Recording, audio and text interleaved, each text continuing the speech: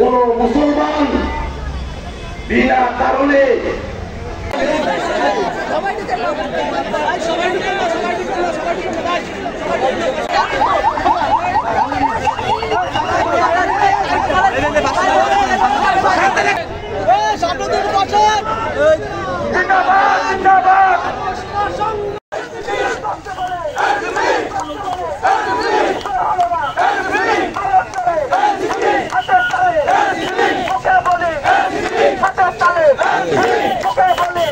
জেলায় 30 দিনে একইভাবে দৌড়াতে হয়।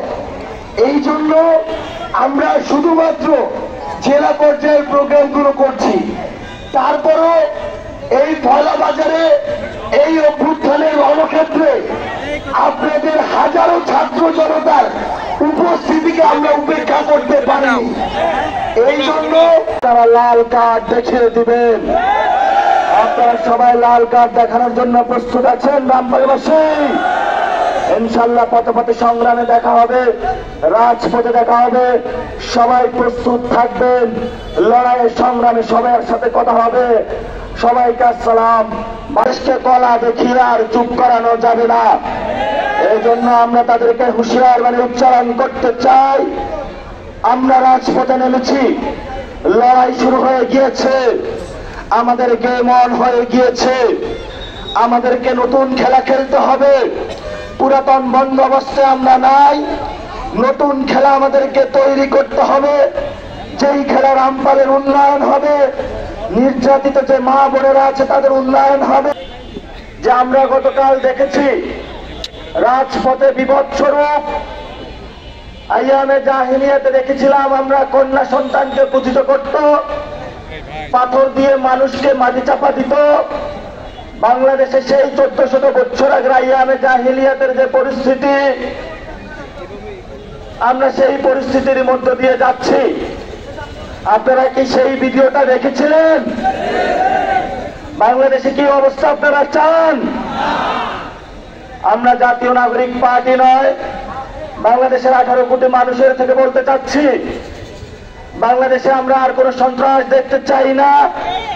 বাংলাদেশে আমরা কোনো চাঁদাবাজি দেখতে চাই না। বাংলাদেশে আমরা কোনো সিন্ডিকেট দেখতে চাই না। যদি ভবিষ্যতে কোনো দল বা পক্ষ গোষ্ঠী নতুন ভাবে এই ধরনের সংস্কৃতি বাংলাদেশে প্রতিষ্ঠা করতে চায়, বাংলাদেশের এই রামপাল উপজেলা থেকে একটি নতুন জনস্রোত তৈরি হবে, যেই প্রতিবাদের মধ্য দিয়ে নতুন ভাবে আরেকটি জুলাই গণঅভ্যুত্থান বাংলাদেশে সংগঠিত হবে। আপনারা রামপালবাসীতে ঘুমিয়ে গেছেন? রামপালবাসী কখনো ঘুমায় না। আপনাদের এখানে উন্নয়নের ছোঁয়া লেগেছে, সরকারি বিভিন্ন প্রজেক্ট হাতে নিয়েছে, কিন্তু আপনারা 24-এর অভ্যুত্থানে যেই আকাঙ্ক্ষা নিয়ে আমরা রাজপথে নেমেছিলাম, সেই আকাঙ্ক্ষা এখনো পূরণ হয়নি।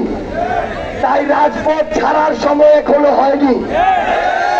চাঁদাবাজদের উৎপাত এখনো কমে নাই, বরং খুন খারাপি শুরু হয়েছে।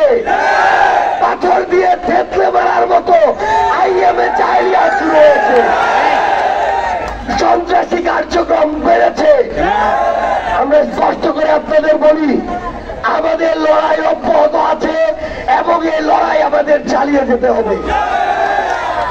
এই বাগেরহাটে, এই রামপালে, এই পয়লা বাজারে কেউ যদি চাঁদাবাজি, দখলদারিত্ব, ক্ষমতার অপব্যবহার, দুর্নীতি সহ যে কোনো অপকর্মের সাথে জড়িত হয়, তাকে প্রতিরোধ করতে হবে, তাদেরকে আইনের হাতে সোপর্দ করতে হবে। যদি আমরা ভয় পাই তাহলে সেখান থেকেই আমাদের শেষ। আর যদি আমরা 24-এর মতো রুখে দাঁড়াই, তবেই হবে আমাদের কাঙ্ক্ষিত বাংলাদেশ। সংগ্রামী সহযোদ্ধারা, বাংলাদেশের সমস্যার সমাধান হবে। শেখ হাসিনাও তাই করত। বাংলাদেশের মানুষের গণতন্ত্রকে সুরক্ষিত না রেখে 14, 18, 24-এর একতরফা রাতের ভোটের দামি নির্বাচন তারা করেছিল। সেই নির্বাচনগুলোকে আমাদেরকে রক্ষা করতে পেরেছিল। ঠিক তেমনই ভাবে যদি বাংলাদেশে প্রতিষ্ঠানগুলোকে সংস্কার করানো হয়, সাংবিধানিক প্রতিষ্ঠানগুলোকে দলীয়করণের হাত থেকে আমরা বাঁচাতে না পারি, বাংলাদেশের পুলিশ প্রশাসনকে যদি নিরপেক্ষভাবে জনগণের পক্ষে কাজ করাতে না পারি, শুধুমাত্র নির্বাচন দিয়ে গণতন্ত্রকে সুরক্ষা দেওয়া সম্ভব না। গণতন্ত্রকে সুরক্ষা দেওয়ার জন্যই সংস্কার করে নির্বাচন আয়োজন করতে হবে, বিচার করে নির্বাচন আয়োজন করতে হবে। বাংলাদেশের মানুষদেরকে আগের সিস্টেমে রেখে বাংলাদেশের মানুষদেরকে আর প্রতারণা করা যাবে না।